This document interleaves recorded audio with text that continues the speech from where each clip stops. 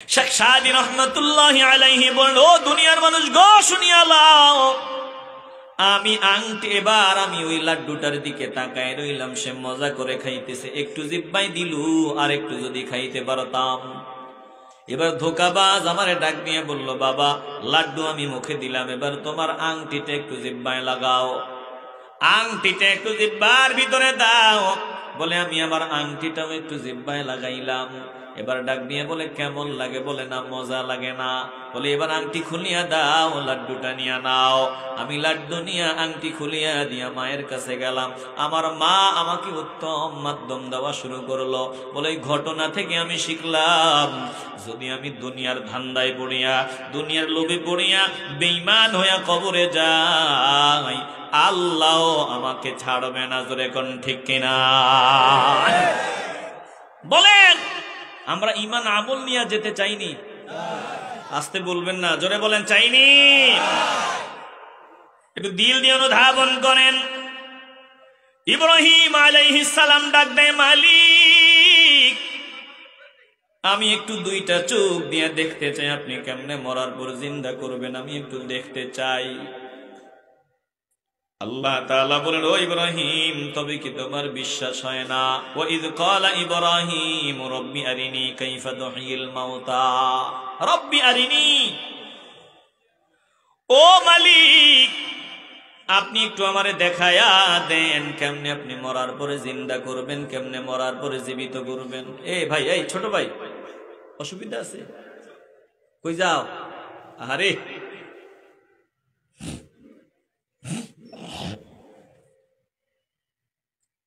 আপনারা বিরক্ত হইতেছেন নাকি? আলোচনাকে আগাবো না বন্ধ করে দিবে? কিছু সময় কি আগাবো আমি সামনে? আমার কষ্ট হইতেছে, আপনারা বুঝতেছেন তো। সামান্য সময়, খুব লম্বা সময় না। যদি আপনাদের কষ্ট দেই, আর 30-35 সব মিলায় 40 মিনিট সময় যদি আপনাদেরকে কষ্ট দেই, বসা যাবে নি? আসতে বলবেন না, বসা যাবে? কারা কারা বসবেন একটু হাত উঁচু করে আল্লাহকে দেখায় দেন। নারায়ে তাকবীর, নারায়ে রিসালাত, আহলে সুন্নাত ওয়াল জামাত। খুব লম্বা সময় না, 40টা মিনিট আমরা বসবো ইনশাআল্লাহ। তাইলে ইব্রাহিম আলাইহিস সালাম আল্লাহকে ডাক নিয়ে কয়, মালিক রব্বি আরিনি, আপনি আমাকে দেখায় দেন, হে আমার রব, কাইফা তুহয়িল মাউতা, কেমনে আপনি মরার পরে আবার জিন্দা বানাবেন, আমাকে একটু দেখায় দেন। আল্লাহ ডাক দিয়া বললেন, ক্বালা আওয়ালাম তুমিন, ও ইব্রাহিম তোমার কি বিশ্বাস হয় না? তুমি কি বিশ্বাস করো না? বলেন, ইব্রাহিম নবীর যে শতভাগ বিশ্বাস আছে, এটা কি আল্লাহ জানে না? আসতে বলবেন না, জবান খুলে বলেন, জানে না? জানার পরে জিজ্ঞাসা করে কেন? ইব্রাহিম নবী বললেন, আল্লাহ আমি দেখতে চাই মরার পর আপনি কেমনে জিন্দা বানাবেন। আহারে বেরাম রে, চলে যেতেছে, চলে যেতেছে, একটু আগে কইছে থাকবো, দেখছেন? ওই শয়তানে যা করে, শয়তানের কাম। কার কাম? বাড়ি যাইবেন, এর গ্যারান্টি আসেনি। এই যে বাড়ি পর্যন্ত যাইবেন, গ্যারান্টি আসেনি? কোনো গ্যারান্টি নেই। আল্লাহ আমাদেরকে কবুল করুন, আমিন। ইব্রাহিম নবী যে বললেন, আল্লাহ আমি দেখতে চাই মরার পরে আপনি কেমনে জিন্দা বানাবেন। আল্লাহ ডাক দিয়ে বললেন, ইব্রাহিম আওয়ালাম তুমিন, তোমার কি বিশ্বাস হয় না? আবারও মহব্বতের আওয়াজ দিয়ে বলবেন, ইব্রাহিম নবীর যে শতভাগ বিশ্বাস আছে, এটা কি আল্লাহ জানে না? বলে জানার পরে আল্লাহ জিজ্ঞাসা করেন, কেন তোমার কি বিশ্বাস হয় না? জিজ্ঞাসা করেন কেন? বলে কেনর জবাব, আল্লাহ তাআলা ইব্রাহিম নবীর সাথে কথা বলে মজা পায়। জোরে কোন আল্লাহু আকবার। শুধু ইব্রাহিম আলাইহিস সালাম না, যারাই আল্লাহর পাগল হয়, যারাই আল্লাহর প্রিয় বান্দা হয়, প্রত্যেক প্রিয় বান্দাদের সাথে আমার আল্লাহ কথা বলে মজা পায়। চিল্লায় কোন আল্লাহু আকবার। দেখবেন আপনি যারে ভালোবাসবেন তার সাথে একটু বেশি কথা বললে আপনার ভালো লাগবে। মন চায়, ইস সাপ যদি আমারে জিগাইতো কেমন আছো, সাহাবেরে মহব্বত করি, সাহাব যদি আমারে বলতো কিও আব্দুল্লাহ নিও, কি যে খুশি, কথা কন ঠিক কিনা? তো মন চায়। আবার যদি ভালোবাসার মানুষের কোনো সমালোচনা হয় মেজাজ গরম হয়ে যায়। শুধু আলোচনাই শুনতে মন চায়, শুধু আলোচনাই করতে মন চায়। যাকে ভালোবাসবেন তার কাছে যেতে মন চায়, একটু কথা শুনতে মন চায়, একটু কথা বলতে মন চায়। চিল্লা এখন ঠিক কিনা? ইব্রাহিম আলাইহিস সালামকে যখন আল্লাহ বললেন আওয়ালাম তুমিন, ও ইব্রাহিম তোমার কি বিশ্বাস হয় না? ইব্রাহিম আলাইহিস সালাম বললেন, আল্লাহ বিশ্বাস যে 16 আনা হয় এটা কি আপনি জানেন না? বিশ্বাসের বলেই তো আল্লাহ বড় বড় পরীক্ষায় আমি উত্তীর্ণ হয়ে গেলাম, আপনার দয়ায়, আপনার অনুগ্রহে, আপনার ভালোবাসায়। বিশ্বাসের বলেই তো বড় বড় পরীক্ষা উত্তীর্ণ হয়ে গেলাম। ইব্রাহিম নবী বিশ্বাসের বলেই ওই আল্লাহ মাত্র স্বপ্নে অর্ডার দিলেন সন্তানকে জবাই করে দাও, বলে অর্ডার পাইতে দেরি হয়, সন্তানকে জবাই করার জন্য রেডি হইতে দেরি হয় না। জোরে কোন আল্লাহু আকবার। ইব্রাহিম আলাইহিস সালাম বিশ্বাসের বলেই তো আগুনে ঝাঁপ দেয়, নমরুদ আগুনের কুণ্ডুলি জ্বালায়া দেয়। ইব্রাহিম আলাইহিস সালাম বিশ্বাস আর আস্থার বলে আগুনের মধ্যে ঝাঁপ দেয়, বলে বড় বড় পরীক্ষা উত্তীর্ণ হয় একমাত্র ঈমান আর বিশ্বাসের বলেই। জোরে কোন ঠিক কিনা? আয় আল্লাহ ক্বালা বালা, হ্যাঁ আপনি ভালো করেই জানেন আমার বিশ্বাস হয়, তো দেখতে চাই কেন? ওয়ালাকিন লিয়াতমাইন্না কলবি, একটু অন্তরের প্রশান্তির জন্য দেখতে চাওয়া, আর কিছুই না। জোরে কোন আল্লাহু আকবার। আল্লাহ ইব্রাহিম আলাইহিস সালামকে বললেন, ও ইব্রাহিম গো, ক্বালা ফাখুয আরবাআতাম মিনাত তায়র, তুমি 4 জাতের 4টা পাখি সংগ্রহ করে নাও, 4 জাতের 4টা পাখি। ফাসরুহুন্না ইলাইকা, তারপর পাখিগুলার সাথে পরিচিত হয়ে যাও, পাখিগুলারে পোষ মানায় নাও, এরপর পাখিগুলারে জবাই করবা, যত টুকরা টুকরা করা যায়, যত পিস পিস করা যায় করবা, এরপরে বিভিন্ন পাহাড়ে ছড়ায়া ছিটায়া দিবা। দেখো, নজর দিয়া দেখো আমি আল্লাহ কেমনে মরার পর জিন্দা বানাবো। ثم جعل على كل جبل منهن جزءا, বলে এত পিস পিস করবা, জুজা টুকরা টুকরা করবা, যত টুকরা করা যায়, যত পিস পিস করা যায়, এরপরে বিভিন্ন পাহাড়ে ছড়ায়া ছিটায়া দিবা। দুনিয়ার কেউ এটাকে বের করে আনতে পারবে না, জোড়া লাগাইতে পারবে না। বলে দেখো আমি আল্লাহ মরার পরে কেমনে জিন্দা করব। এবার আল্লাহ বলেন সুম্মা জাআল আলা কুল্লি জাবালিন মিনহুন্না জুজা, বলে ইব্রাহিম নবী আল্লাহর কথা অনুযায়ী পাখিগুলো জবাই করলেন, পিস পিস করলেন, আবার তাফসিরে পাওয়া যায় ভুনাও করলেন। বলে এগুলো এত টুকরা টুকরা করলেন, দুনিয়ার বিভিন্ন পাহাড়ে ছড়ায়া ছিটায়া দিলেন, কেউ যাতে জমা করতে না পারে। এবার আল্লাহ বলেন দেখেন আমি আল্লাহ কেমনে জোড়া লাগায়া একত্রিত করি। সুম্মা দুহুন্না ইয়াতিনাকা সাইয়া, আপনি আমার নাম নিয়ে শুধু ডাক দেন, ডাক দিতে দেরি হবে, দেখবেন উড়িয়া দ্রুত গতিতে আপনার সামনে আসতে দেরি হবে না। জোরে কোন আল্লাহু আকবার। এ মুসলমান গো, ইমানের আওয়াজ দিয়ে বলবেন কেউ যেটা পারে না সেটা একজন পারেন, তিনি কে? আর হুজুরে জবান খুলে বলেন তিনি কে? ইব্রাহিম নবী ডাক দিতে দেরি হয়, পাখিগুলো দ্রুত গতিতে ইব্রাহিম নবীর সামনে আসতে দেরি হয় না। এবার আল্লাহ তাআলার দরবারে ইব্রাহিম নবী ডাক বলে ওয়া'লাম আন্নাল্লাহ আজিজুন হাকীম।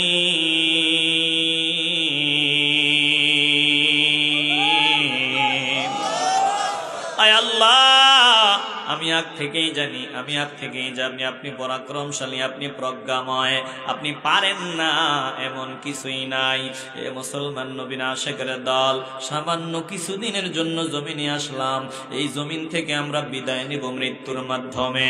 বলে মৃত্যুর মাধ্যমে আমরা বিদায় গ্রহণ করব রে বাবা। মরার পরে দুনিয়ার মানুষ আর দেরি করবে না, যত তাড়াতাড়ি সম্ভব বোঝাটাকে সাদা কাপড়ের প্যাকেট বানাইয়া যত দ্রুত দ্রুত সম্ভব বলবে মাটি চাপা দেওয়ার ব্যবস্থা করো। কে ভালো বাঁশ কাটতে পারে তারে খবর দাও, কে কবর করতে পারে খবর দাও। তাড়াতাড়ি যাও, বাজারে যাও, কাফনের কাপড় সংগ্রহ করিয়া লো। যত তাড়াতাড়ি সম্ভব এই বোঝাটাকে জমিন থেকে বিদায় করো। এই মুসলমান নবীর আশিকের দল বলে দুনিয়ার মানুষগুলা যত দ্রুত সম্ভব আমাকে কবরের মধ্যে শোয়া দেওয়ার ব্যবস্থা করবে। আজ রাত যদি আমি মরিয়া যাই, বলে কোন রকম রাতটা কাটানোর পর ওই জোহরের আগেই আমাকে কবরে মাটি চাপা দিয়া দিবে। দুনিয়ার মানুষ বড় স্বার্থপর। কামলা যতদিন দিতে পারি ততদিন দাম, কামলা দিতে পারবো না, যত তাড়াতাড়ি সম্ভব এই বোঝাটারে ঘর থেকে সরায় দেওয়ার ব্যবস্থা করে দিবে। বলে দুনিয়া থেকে বিদায়ের পর আমরা মনে করি কবরে শোয়া দিলে আর কি হবে, কবরে শোয়া দিলে মাটি খেয়ে ফেলবে, বাস আমার আর কোনো অস্তিত্ব থাকবে না। না না না, যিনি কবর থেকে আবার আমাদেরকে জীবিত করে ওঠাবেন বলেন তিনি কে? আসতে বলবেন না, জবান খুলে ইমানের আওয়াজ দিয়া বলেন তিনি কে?